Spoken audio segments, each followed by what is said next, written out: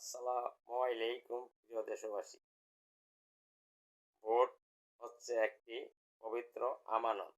এই ভোটের আপনার এবং আমাকে হেফাজত করতে হবে।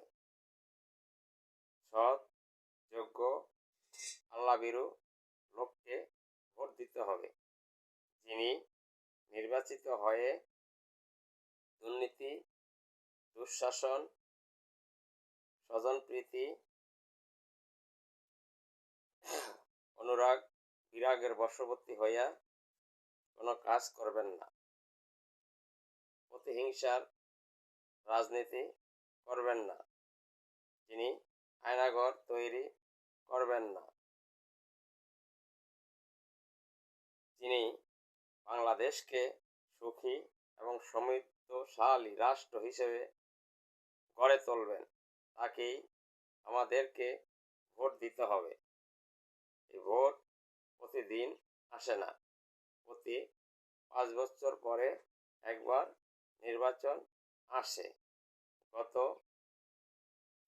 বিগত দিনে যারা দেশ পরিচালনা করেছিলেন তারা 16 বছর কোনো সুষ্ঠু অবাধ ও নিরপেক্ষ নির্বাচন দেননি। তারা দিনের ভোট রাতেই করে ফেলেছেন, মানুষকে তাদের ভোটাধিকার থেকে বঞ্চিত করেছেন। আমরা সেটা আর এই বাংলাদেশে চাই না। কারণ ভোট মানে হচ্ছে সাক্ষ্য প্রদান করা। যদি কোনো লোককে আপনি ভালো কাজের জন্য সমর্থন করেন, তাহলে সেখান থেকে আপনি সব পাবেন। খারাপ কাজের জন্য যদি কোনো লোককে আপনি সাপোর্ট করেন, সেখান থেকেও কিন্তু আপনার আমলনামায় কিছু গুনাহ লেখা হবে। এজন্য সৎ, আমানতদারি, যিনি নির্বাচিত হয়ে কোনো খেয়ানত করবেন না, তাকেই ভোট দিতে হবে। এবং আরও একটি বিষয় হচ্ছে, আমরা বাংলাদেশের 92% মানুষ মুসলমান। আমাদের দেশ ইসলামী শরিয়া অনুযায়ী চলবে, এটাই আমাদের কাম্য।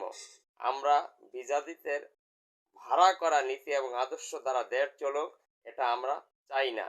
কারণ কোরআন হচ্ছে কমপ্লিট কোড অফ লাইফ। কোরআনই একমাত্র পরিপূর্ণ জীবন ব্যবস্থা।